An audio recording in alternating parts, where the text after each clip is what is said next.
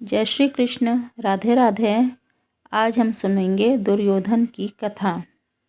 दुर्योधन का नाम पहले सुयोधन था, तो सुयोधन से वह दुर्योधन किस प्रकार बना, उसकी कथा हम आज सुनेंगे।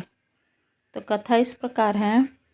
दुर्योधन का जन्म माता गांधारी की कोख से हस्तिनापुर के महल में हुआ, पर जन्म से ही वह बालक विवादों और महत्वाकांक्षाओं की बलि चढ़ गया। अपने नेत्रहीन पति से रुष्ट गांधारी ने अपने पुत्र को युवराज बनाने के लिए माता कुंती से पहले बालक को जन्म देने की कोशिश में अपने ही गर्भ पर कई प्रहार किए, परंतु युधिष्ठिर का जन्म उस बालक से पहले हो गया। इस बात से निराश गांधारी ने बालक को जन्म तो दिया, पर गर्भ में ही चोट लग जाने से बालक कमजोर पैदा हुआ। उसे बचाने के लिए हस्तिनापुर के कई वैद्य लगे और उसे बचाकर उसका नाम सुयोधन रखा गया। सुयोधन का अर्थ है भीषण आघातों से युद्ध करने वाला। पर बालक सुयोधन पर पिता की राजगद्दी की महत्वाकांक्षा और माता व मामा के हस्तिनापुर के विनाश के मंसूबों ने विपरीत प्रभाव डाला। जब पांडव पुत्र माता कुंती के साथ वन से हस्तिनापुर आए, तब सुयोधन को इन 5 पांडवों को देखकर क्रोध और प्रतिस्पर्धा की भावना का अनुभव हुआ और वह मन ही मन उन ऋषि वेशधारी पांडव पुत्रों से घृणा करने लगा। पर जब उसे युधिष्ठिर के भावी राजा बनने के बारे में पता चला, तब वह कुंठा से भर उठा, क्योंकि जिस राजप्रसाद को वह बचपन से स्वयं की संपत्ति समझकर बैठा था, उसे पांडव छीन सकते थे। बस यहीं से सुयोधन से दुर्योधन का जन्म हुआ और उसने पांडव पुत्रों को अपने मामा शकुनी की सहायता से समाप्त करने की कोशिशें शुरू कर दी। सबसे पहले उसने अपने निकटतम प्रतिद्वंदी भीम को समाप्त करने के लिए उसे प्रमाण कोटि में विष दे दिया और उसे गंगा में फेंक दिया। गंगा में भीम को विषैले सांपों ने डस लिया, जिससे पूर्ववर्ती विष और सर्प विष दोनों का प्रभाव नष्ट हो गया और भीम बच गया। तत्पश्चात दुर्योधन ने लाक्षागृह में पांडवों को जलाना चाहा, पर वह सफल नहीं हो पाया। वस्तुतः दुर्योधन पांडवों को राज सिंहासन का असली उत्तराधिकारी नहीं समझता था, क्योंकि धृतराष्ट्र पांडु से बड़ा था, पर नेत्रहीन होने के कारण उसे राजा नहीं बनाया गया। परंतु अब वह गुरुकुल के ज्येष्ठ पुत्र धृतराष्ट्र का ज्येष्ठ पुत्र था, अतः वह स्वयं को ही युवराज समझता था। और अब चूंकि उसके पिता तख्त पर आसीन थे, तब वह युवराज बनने के सपने अपने आँखों में संजोए बैठा था। साथ ही वह पांडवों को पांडु के असली पुत्र नहीं मानता था, क्योंकि पांडव योग से उत्पन्न हुए थे और पांडु उनके जैविक पिता नहीं थे। लेकिन जैसा कि नियम था, राजा का पुत्र ही राजा बन सकता है, अतः युधिष्ठिर ही तख्त का असली वारिस था और युधिष्ठिर ही ज्येष्ठ कुरुपुत्र था। दुर्योधन को कलयुग का अवतार माना जाता है, क्योंकि उसने कलयुग में होने वाले सभी राजनीतिक हथकंडों को अपना रखा था। वह परम राजनीतिज्ञ और कूटनीतिज्ञ व्यक्ति था। साथ ही उसमें नेतृत्व करने का गुण युधिष्ठिर से अधिक था। वह गदा युद्ध में संसार का महात्मम और अद्वितीय योद्धा था। यहाँ तक स्वयं यदुवंशी बलराम, जो कि भीम और दुर्योधन दोनों के गुरु थे, उसने भी दुर्योधन को सर्वश्रेष्ठ गदाधारी मानते थे। उनमें बेशक बल तो भीम से कम था, परंतु चपलता आकाशीय बिजली के समान थी। उसकी इन्हीं क्षमताओं के फलस्वरूप अनेक राजा महाभारत युद्ध में उसके सहगामी बने। परंतु दुर्योधन युधिष्ठिर की तुलना में नैतिक रूप से पतित था और उसके राजा रहते पृथ्वी पर धर्मराज्य की स्थापना असंभव थी, और धर्म की स्थापना योगेश्वर कृष्ण का परम लक्ष्य था।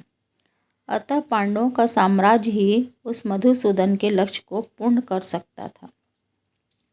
जब युधिष्ठिर को युवराज बनाया गया, तब दुर्योधन ने लाक्षागृह का षड्यंत्र रचा, जिसके पांडवों की असुरक्षा की भावना के फलस्वरूप वन में छुपकर रहना पड़ा। तब पांडवों की अनुपस्थिति में उसने स्वयं को युवराज घोषित करवा लिया। जब पांडव लौटे तब उसने युवराज पद पर अपना दावा जताते हुए पद से हटने से इनकार कर दिया। तब धृतराष्ट्र को पुत्र को राज्याधिकार देने के लिए कुरु राज्य को विभाजित करना पड़ा और युधिष्ठिर को इंद्रप्रस्थ का राज्य देना पड़ा।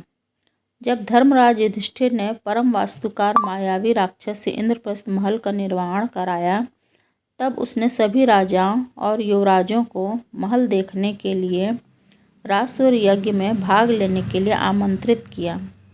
जैसे ही इस महल को दुर्योधन ने देखा, वैसे ही उसके मन में ईर्ष्या और द्वेष ने घर कर लिया। जब वह महल को देख रहा था, तब उसे फर्श पर बने जलकुंड और धरातल का फर्क नहीं दिख पाया और वह धरातल के जाल में गिर गया। इस दृश्य को देख द्रौपदी हंसने लगी और कहा, अंधे का पुत्र अंधा। यह बात दुर्योधन के घावों में नमक की तरह चुभ गई और यहीं से द्रौपदी के अपमान की भूमिका तैयार हो गई।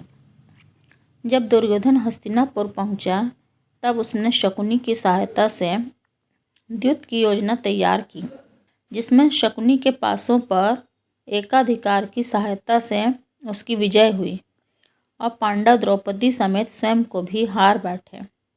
उसने पांडवों पर 12 वर्ष वनवास और 1 वर्ष अज्ञातवास की शर्त थोप दी और कहा कि अगर पांडवों ने सफलतापूर्वक ये शर्त पूरी कर दी तो वो उनका राज्य लौटा देगा, अन्यथा अगर वो अज्ञातवास में ढूंढ लिए गए तो उन्हें दोबारा 12 वर्ष वनवास और 1 वर्ष अज्ञातवास भोगना होगा। फिर उसने एक वस्त्रा पांचाली को बालों से राज्यसभा में घसीट कर लाने की आज्ञा दी। जब दुशासन द्वारा पांचाली को लाया गया, तब उसने द्रौपदी को दासी संबोधित करते हुए अपनी जंघा पर बैठने को कहा और दासी का कोई सम्मान नहीं होता, ऐसा कहते हुए दुशासन को उसे निर्वस्त्र करने को कहा। तब भीम ने दुर्योधन की जंघा युद्ध में भूमि में तोड़ने और दुशासन का लहू पीने व पांचाली के केशों पर लगाने की प्रतिज्ञा की। जब पांडव 12 वर्ष वनवास और 1 वर्ष अज्ञातवास पूरा करके आए, तब दुर्योधन ने उन पर ढूंढ लिए जाने का आरोप लगाया और उन्हें सुई की नोक के बराबर भूमि देने से इनकार कर दिया। जब वासुदेव कृष्ण शांति प्रस्ताव लेकर कुरु सभा में गए, तब उसे भी दुर्योधन ने ठुकरा दिया। अब युद्ध असंभावी था पर उसने युद्ध में भी अपनी छल नीति को नहीं छोड़ा और बालक अभिमन्यु की युद्ध के नियमों के विरुद्ध हत्या कर दी। बस यहीं से वासुदेव कृष्ण का भी युद्ध नियमों से मुंह हट गया। वैसे वे धर्म की निर्णायक विजय के लिए कृत संकल्प होकर ही युद्ध में उतरे थे। जब भीम और दुर्योधन का गदा युद्ध चल रहा था, तब गांधारी के सती बल और दुर्योधन के कड़े व्यायाम के फलस्वरूप दुर्योधन लोहे के समान कठोर हो गया था, पर उसका जंघा इतना कठोर नहीं था। इस भीषण महायुद्ध में भीम की पराजय होती दिख रही थी। चूंकि दुर्योधन के सभी संबंधी मारे जा चुके थे, अतः वह राज्य लेने का इच्छुक नहीं था, पर भीम से जीतना उसका परम लक्ष्य बन चुका था। इस स्थिति में भीम थकने और हारने लगा। तब माधव कृष्ण भीम को दुर्योधन की जंघा तोड़ने की प्रतिज्ञा याद दिलवाई। भीम ने युद्ध के नियमों के विपरीत दुर्योधन की जंघा पर प्रहार किया और वह महावीर लड़ाका दुर्योधन भूमि पर गिर पड़ा। नियमों के मुताबिक गदा युद्ध में पेट के नीचे प्रहार करना वर्जित था, पर जिन मर्यादाओं को दुर्योधन ने जीवन भर तोड़ा, उन्हीं मर्यादाओं को तोड़कर दुर्योधन को भूमि पर मरणासन अवस्था में दिया गया और उसे अपने अनैतिक कार्यों को याद करने के लिए वहीं छोड़ दिया गया। इस तरह अन्यायी दुर्योधन को वासुदेव कृष्ण ने समाप्त करा दिया। जय श्री कृष्ण। राधे राधे। आपको मेरा चैनल अच्छा लगे तो इसे लाइक करिए, सब्सक्राइब करिए और शेयर करिए।